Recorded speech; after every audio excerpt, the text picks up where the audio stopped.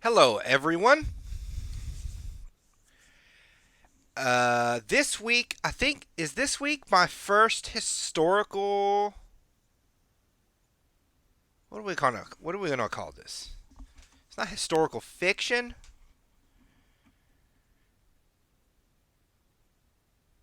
It's just like a historical story.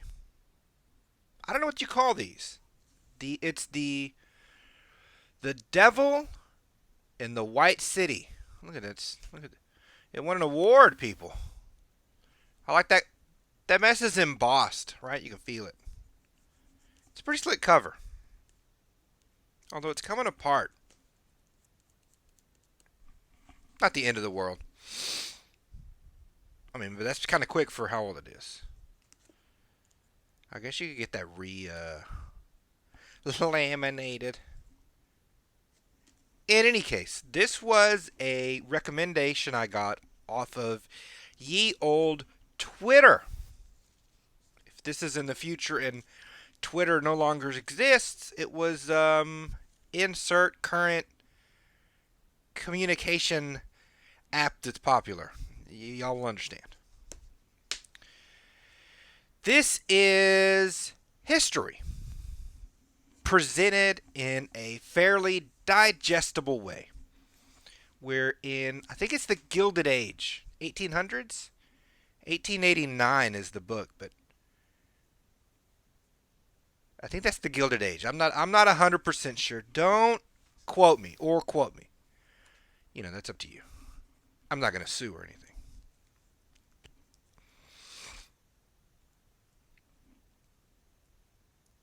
This book is a 3 out of 5. Now, the history that it gives you, solid, solid history. Very interesting history, actually.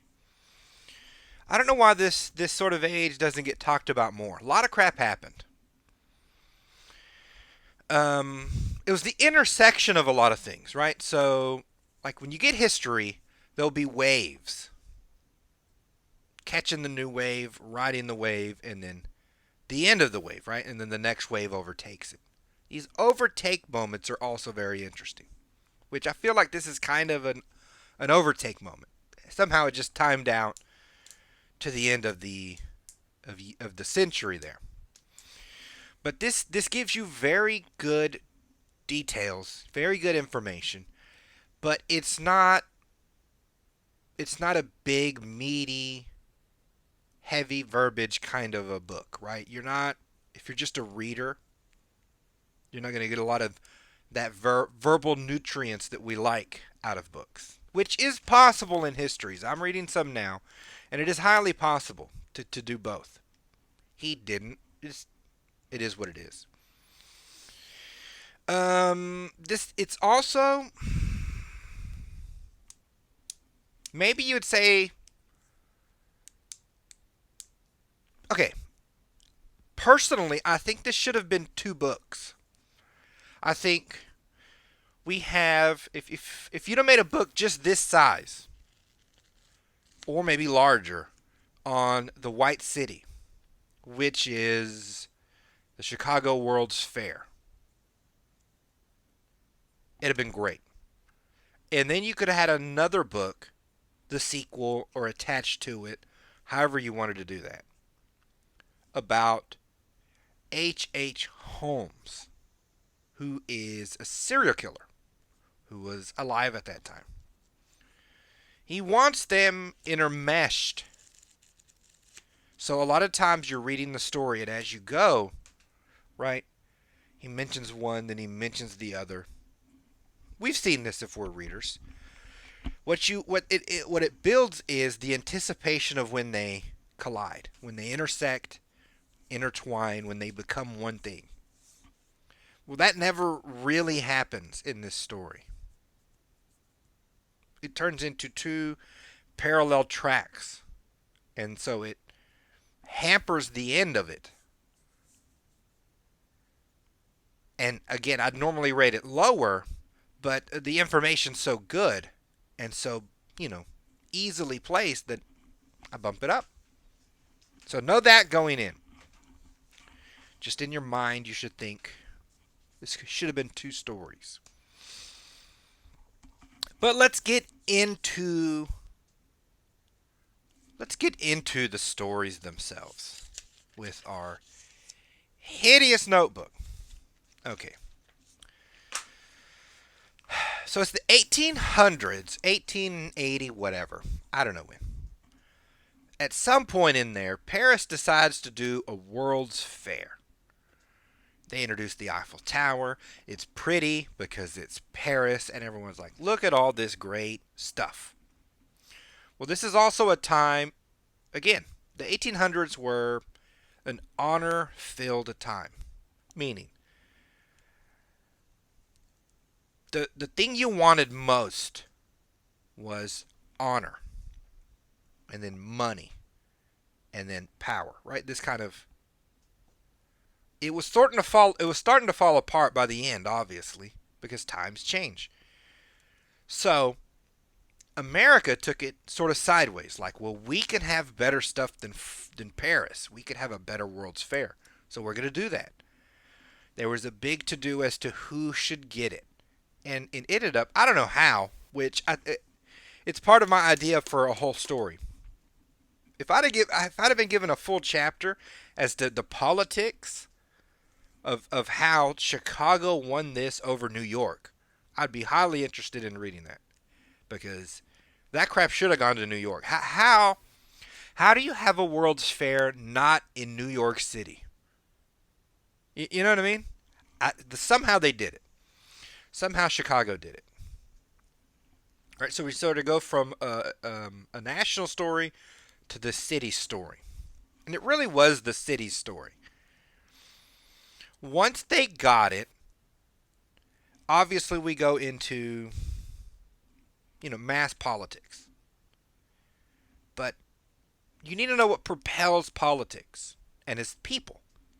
Sounds stupid, but each group of people is going to treat their politics different for different reasons. So Chicago at this time is rising. They had a massive fire. They're rebuilding, so they're literally rising into the century. They're making some of the first skyscrapers, some of the tallest buildings, etc., etc., which is difficult, they're saying. But before this, what they were known for is all those Western cattle drives, right? Where they'd get like, I need to get 50 million head of cattle to Chicago. That's where they'd take it. They'd get it to Kansas City. From Kansas City, trains right up to Chicago. And they'd butcher them. And then send them out across the country to get eight. To get eight. Well, they didn't stop at cows. They killed pigs. They killed a lot of stuff. So, like, high society in New York and the East Coast, your Philadelphias, your Boston's over there, look down on them, right? They're like, you're just a bunch of, butchers. It's just a slaughterhouse over there. What you are, just countrified, glorified farmers. You're not real, but they're like, bro, I'm making real money. They have a lot of investor types, money types. They're like, I gotta do something to get some respect, which is why they wanted the World's Fair. So they get it, and all their hopes of the city are on, we gotta outshine Paris and establish our city as the place to be. And he does our author does a great job of telling you what it's like in the 1800s. Chicago. I mean, it's you have like steam boilers at the bottom of most buildings to run the electricity or the the gas powered whatever. I mean, it's just this odd mix. There's plumes of dark smoke, people dying all the time. They got horrible water. Literally, like there'd be floods, and then all the trash from the city would get sucked into the water, and everybody would be terrified of some carcass going into the intakes. And I'm like, bro, I think you have a problem before it gets to the intake. But again, it was the 1800s. 1880 something. So it's all this mess swirling, and it boils down to, sort of a few guys. Make us of World's Fair. He wins the contract. Burnham and Root win the contract. Now, they get it in their idea of they don't want, because they're builders, right? So what they want front and center, sort of the point, is to not be the exhibits. I don't want you coming like a circus act to see an elephant, because elephants, are just, they're elephants. Who cares? He wanted the architecture to be the thing. He's trying to propel architecture into more of an art. And to this end, he hires the guy who did Central Park, and he has sort of the same ideas but with landscape.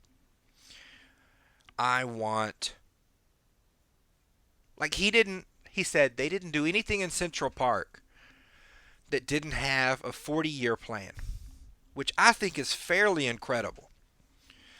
To plan out a park 40 years in advance, right? So you're not picturing what it looks like now. You're picturing when that tree's fully grown, when the river's done its business and cut, where the pond is going to be, this kind of whatever. I think that's very cool. And he thought it, then fought to keep it. So it's, why we have what we have in Central Park now. But his thinking was this, how will things be placed on this fair? Right? So they have these grandiose ideas. And our Burnham, starts putting the legwork in to see how we can get architects in to build this crap.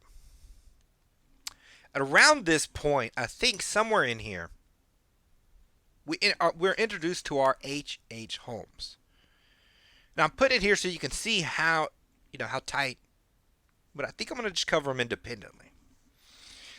He introduces them here, and again, I get my hopes up like this is going to intertwine. It sadly doesn't, but I'm not going to crush the book for that.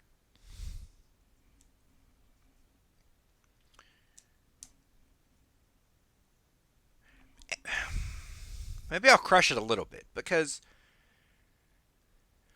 you get a lot of the details about the city. Yes, it's dangerous. Yes, there's smoke and smog and noise. But none of that applies really to murders, right? Murder ends up being its own track. Because I would need now to know the state of policing in 1889.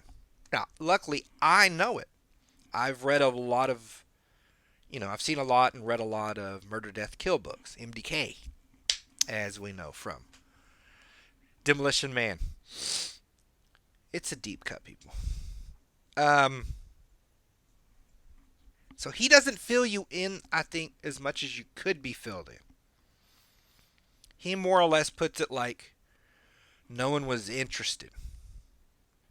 When what we have is the sciences, the criminal sciences, are rocketing up the same as every other science.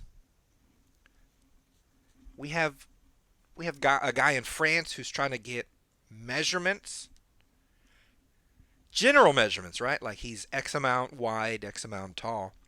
And then he can send those to other police departments, and they can go, well, somebody did something and you match this. You're the same kind of measurement, so you can't just change your name. Which back in those days, that's all you had to do, really.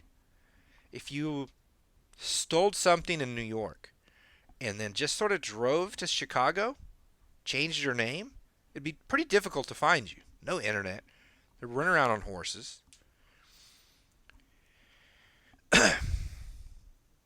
So it was... But there was also...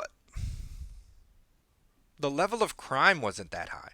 Because we didn't have the level of transportation or the cities either, right? So, like, I can only steal from so many people in a small town in Nebraska before I got to go somewhere else. But it's hard to get somewhere else. because I have to have a horse. Right? So it literally slows me down. But then they added trains, and now I can get from Nebraska, to Chicago to Philadelphia in a month, in a week. And so things started to accelerate. Well, it makes for personally. Okay, okay. I laughed at parts. All right, but I'm not. If it, it's twofold with Holmes, with H. Holmes. If you are a veteran of crime stories, of crime novels, of murder, death, kill books, it's gonna be kind of funny. If you're not a veteran, meaning you don't read these hardly at all, it'll be kind of shocking. And it's one of these things because once you know, you're way over here in like the levels of criminality. Well, criminality back in the day is like old timey music, right? It's twangy, not complex. You can sort through it fairly quick. So I fairly quickly understood this man is killing people. Right? Now the author's trying to build it as more of a mystery, but it's not going to apply to every reader, the mystery. So, establish very quickly that H. Holmes is a murderer, which I knew before going in. But even if you didn't, if you're just experienced in criminal, he says like obvious stuff. Right? It's almost like he has, what is it, the little cordage? And he catches, you catch him going like around your neck, and they just go, "What are you doing?" And he's like, "Nothing." And they go, "Well, okay." And that's it. These poor people, bless their hearts, they're like lemmings. They have no concept of danger around them, and they just sort of waddle into just horrible, horrible deaths. So, in that point, it's kind of funny to me. In any case, he's like Bundy. He's smooth. He's suave. Got these blue eyes. So he goes into a pharmacy, and the lady who's running it has a sick husband. And so he's like, "I'm a pharmacist. I'll help you run it." And he puts the swagger on them. And they fall for it. And next thing you know, right, like, where'd Miss Carter go? And he's like, "She moved. Don't worry about Miss Carter. But she sold me this shop." I'm like, "I'm sure she did." So I'm pretty sure he killed the pharmacist lady. He might have killed the husband. But now he owns a pharmacist. a pharmacy. And he pretends to be a pharmacist. Just handing out stuff. I don't know. That's what he does. And then we cut back to our city building. Which again, I'm going to be honest, I really got into the fair building aspect. It really could have held its own. It really could have held its own. So, problems with what they end up calling the White City, which is the fair. First, I need to know where it is. And because it's politics, they argued ad nauseum. Next is time. They don't have a lot of time. So, the longer they spend arguing, the less time they spend building, which didn't slow down the arguments much at all. They pick a spot, and he gets a bunch of architects, and they just go ham, right? They have these very, very grand ideas. Large halls.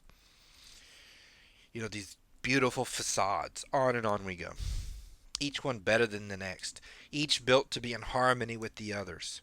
Each built to, do something for the landscape. On and on we go. And then they quickly realize they just aren't going to have enough time to build it. There's no way you're getting the brick, the stone, the cement, etc., etc. So they just decide to make it, like a large model, essentially. Out of wood, covered in a kind of a plaster that looks right, which I found a little bit disappointing. I don't know why. I feel like if you're going to do it right. In any case, this is what they do.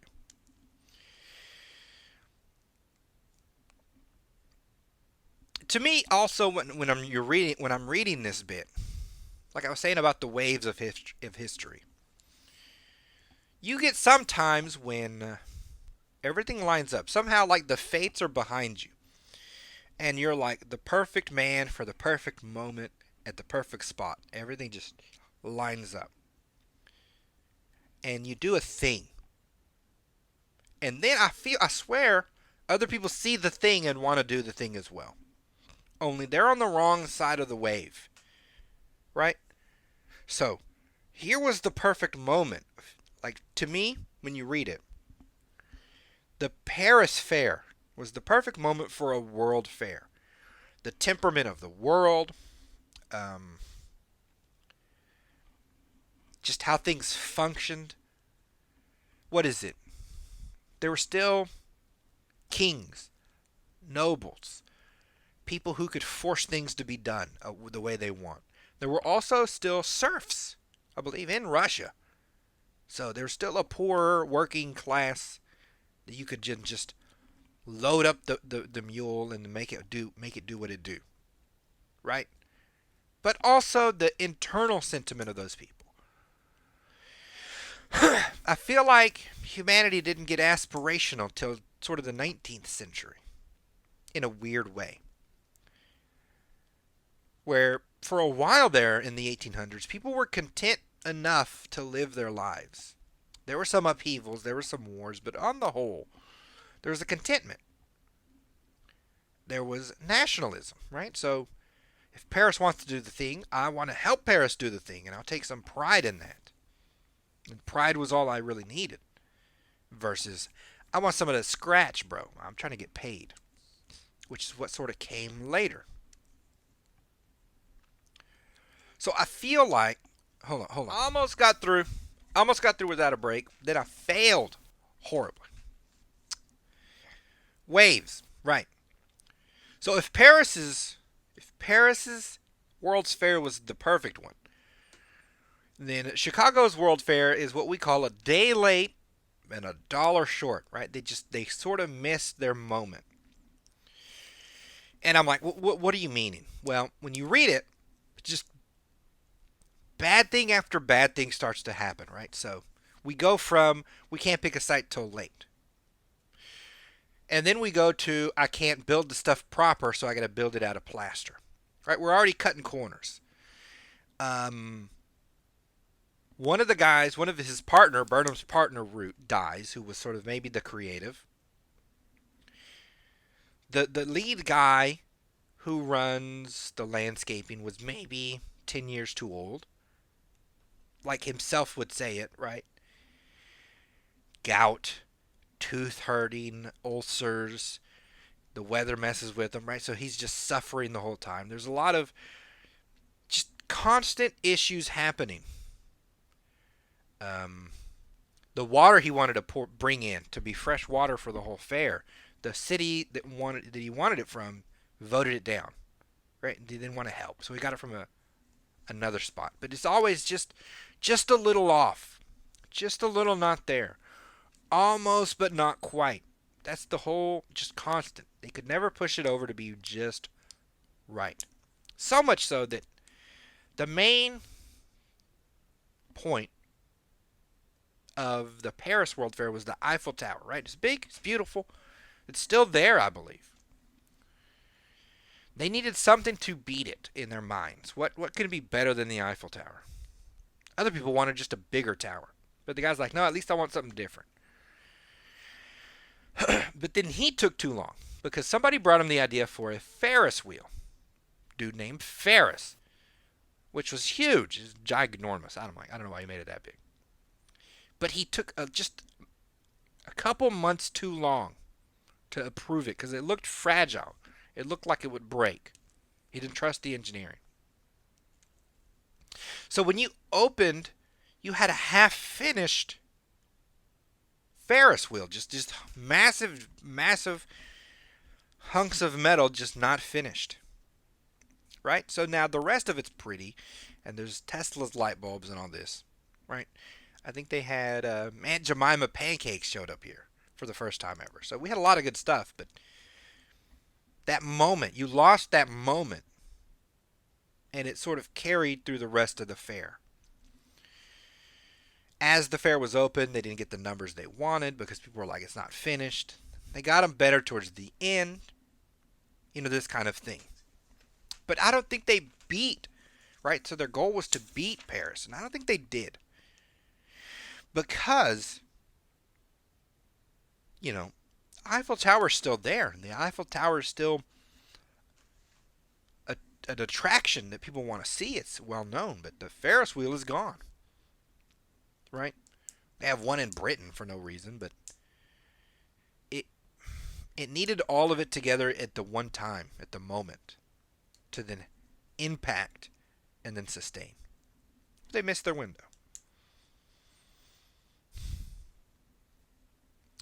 Now, he does a great job of describing this city as, because this is the first time people are thinking about architecture as the art, right? So when the visitors come, they're impacted by these large structures and all the work they went into them. So they start to call it like a dream. Everyone describes it like a dreamscape you're walking through. Which is, to me, I'm reading it, and you really do get the sense like, I wish I could have been there, right? It's one of these, which is the sense they had in reverse. They're sort of, even as they're in it, even as they walk around the fair, they start to get depressed. Like, it sucks to give me this and then take it away because it's not forever. It's not permanent. It's like a window into the future of what a city could be, but I'm not going to get to live there. It's this kind of feeling that they have. It's pretty enchanting. But, again, why I say it should have been its own book. We get to a point where a crazy person, Pendergast, by name, he gets it in his head that I should get like a city job. And when he doesn't get it, he shoots the mayor dead. He kills this man.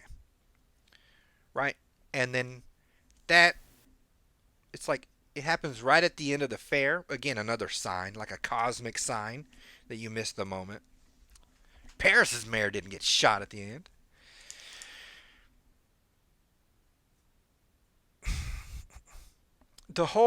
They were wondering, how do I end the fair? Because it's so dreamlike that no one wants it to end, but it has to end. Oh, another thing that was against it, the Great Depression was starting. The bank run, the what is it? The Black Friday was somewhere around here where banks are just starting to drop. It's kind of wild. So I'm like, even outside of it, it's just not right. But the guy plows through and gets it all built. The mayor dies, and then they're like, well, instead of just a closing ceremony,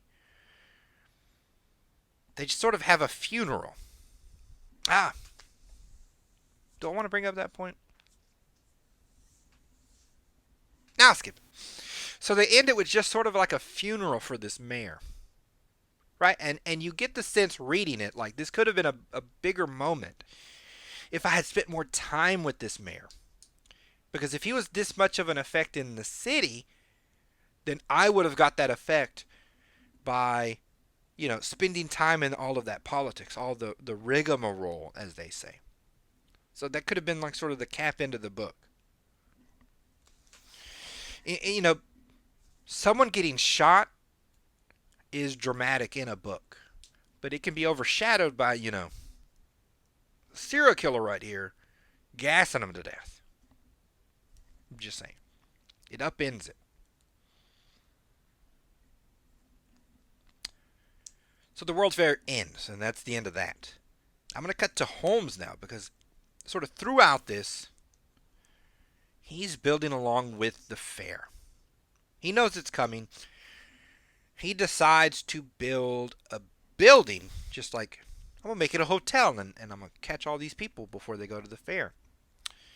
And he makes just this massive creep-tastic building. No lie. I don't know how many stories it was. He had an airtight vault, a metal vault. At one floor, at the bottom floor, he had essentially a furnace in the center of like a large dungeon. And when I say it's kind of funny because he'll be he'll be like buying gallons of chloroform, and the pharmacist after like 4 gallons is like, "What do you need this much chloroform for?"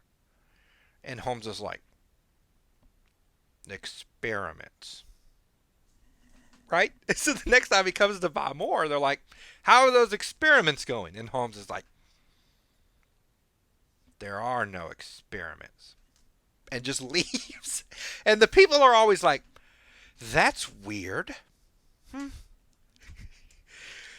Come help me with my furnace. I'm a glass maker." I'm like, "Okay." And he goes and it's like, "Well, it's not big enough for glass. It's kind of big enough for a body. What you need to do is this and this and this." It's creepy in here. All right, I'm leaving.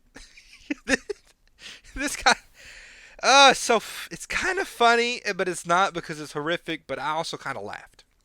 Not gonna lie. He will marry a lady, but always with the plan to kill her, and then kill her at some point, and take her heritage, take money. He will just convince them to get a life insurance policy. Like, can you imagine you meet a guy, and he seems like a nice guy, and you're like, "Should we get married?" And you're like, "Yeah, yeah. Here, sign this life insurance policy real quick." Right? You're like, "Hold on, I've seen this movie. I've seen this movie before." Well, in their defense, bless their hearts, they never saw the movie because there were no Murder to Kill movies. But that's what he'd do. He'd full on like get somebody in his sphere and just sign them up for some life insurance and then kill them, get the life insurance. So he had money, but he still would cheat people, just almost for fun. I'll rent chairs from this guy, not pay them, move them there, sell them to that guy, get more chairs. They'd come to collect. He'd sweet talk them out of there and just keep on keeping on. He did it for years. He was so smooth, which is kind of wild. He married one lady. The lady's dad was concerned, so he came like to visit, and he starts sweet talking him, and he's like, sweet talking's kind of working on him. So then he like pressures him to stay the night in, to come visit my castle, my building that he calls it. Owns a whole city block. And he really begs. He's like begging the guy, "You want to come to the roof? You want to look at the roof? You interested in the roof?" And the guy's like, "No. No. I'm afraid of heights. I'm not going up to the roof." Right? And so he's like, "Fine. Here's your room." Right? So the guy's like, they say the building, like the lights would be uneven. So there's gloomy, dark spots. It's just the feng shui of this place is just horrible. So he's in the room. And the next thing he hears is like somebody trying the door. Like, so he sits up and he's like, "Who's there?" And then it stops. But then no answer. And he asks again, and then like he hears footsteps go. And then he's like, "Who's there?" And then he hears another guy who was Holmes's friend going, "I just wanted to check the window." And the guy's like, "The window's fine." And so he leaves. And the guy's like, he's like, "I was creeped out. Now, I'm pretty sure if I went to the roof, I'd be dead. And I'm pretty sure if I opened that door, I'd be dead." And everyone's like, "I'm pretty sure you're right." But this is like how obvious it can be. Again, from hindsight's 2020, right? But it's very obvious that he's just a nefarious type of person. But no one seems to get it. So he spends this whole time at the fair doing this until somebody, I believe it's an insurance agent, an insurance agent doesn't just talk to him, he talks to all the people around him, right? So this is what would happen back in the day. Like, so if someone robbed you and the police saw it, obviously they'll grab that person. But if you got swindled, there's no one really going to get your money back for you. So it would be up to the business themselves. And insurance sort of was the leading edge of this, where go send a guy to investigate and make sure we're not lying about whatever happened. Right? So one of these insurance scams he did sent a guy, and the guy got all his people who owe him, brought him into one room. Right? So they brought him in thinking we're going to shock him, but he's too smooth for that. And he just like leaves. Like, well, the jig is up in Chicago. I'm going to go down to Texas. Now, he had this lady with kids and an assistant he had.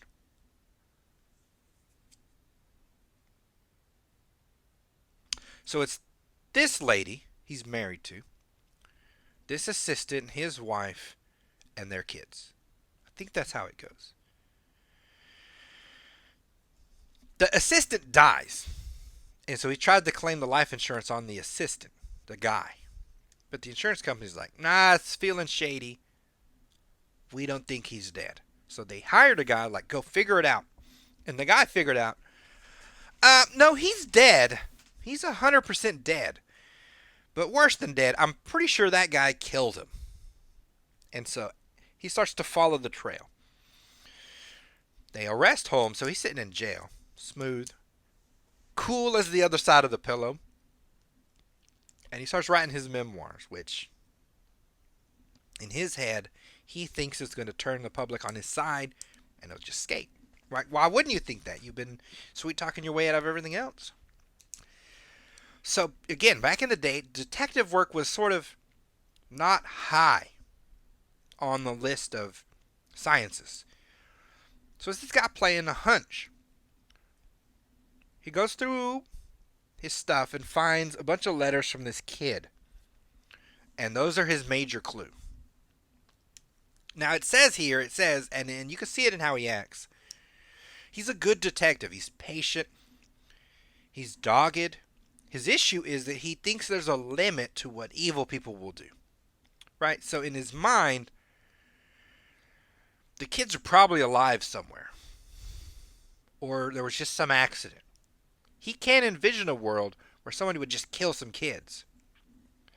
So he pieces together what ends up happening. What happened, Holmes got two of the kids.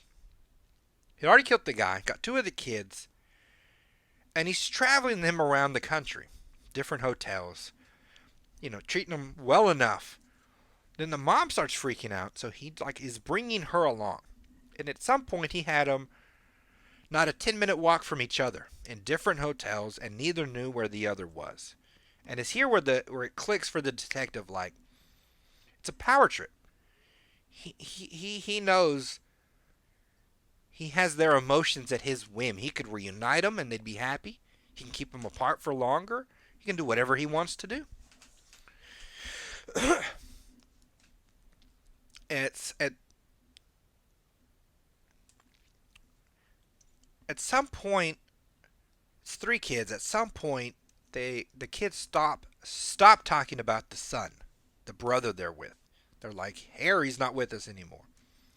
And the cop's feeling it bad in his stomach. But he keeps following the trail. He then ends up, detective work, full on, nose to the grindstone detective work. He finds a rental house that Holmes had got.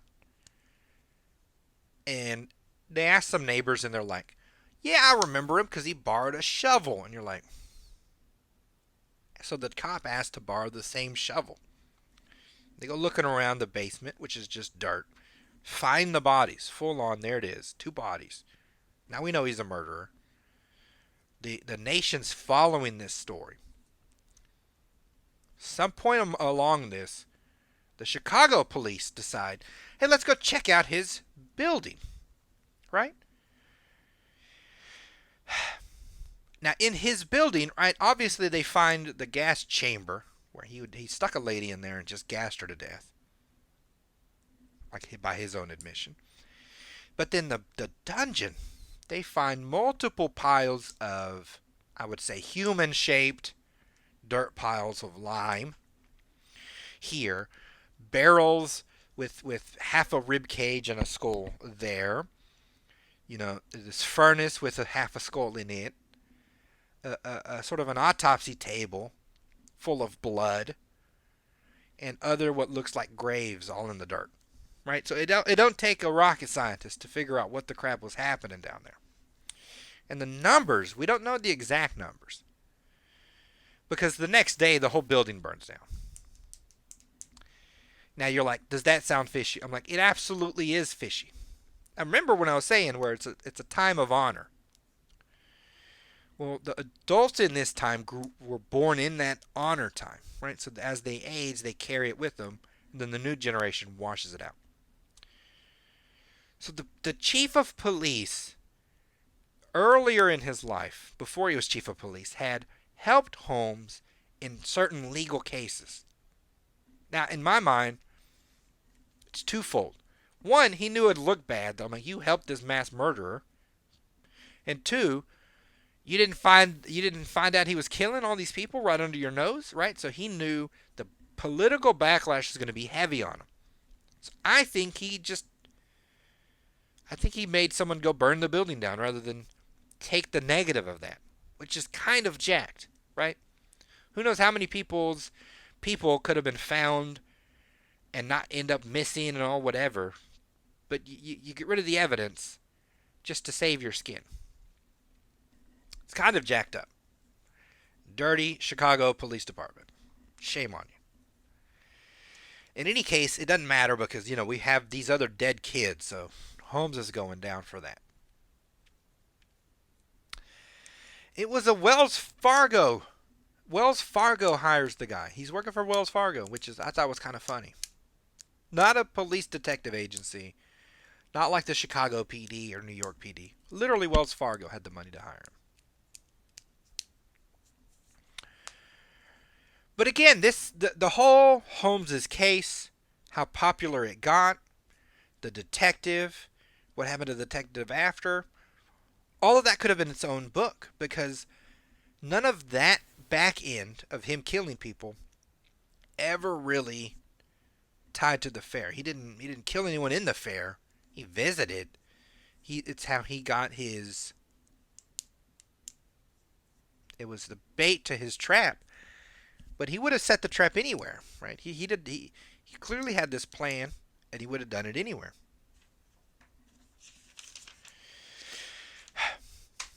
And that's how it ends, essentially. You do end up feeling like you could have had more, like there was more to the story. It really should have been two. But it's also not horrible. So if you're sort of new to history, well, I wouldn't take it if you're new to history. You need some interest in history and some interest in true crime. And then you'll really like it. All right. Ad time.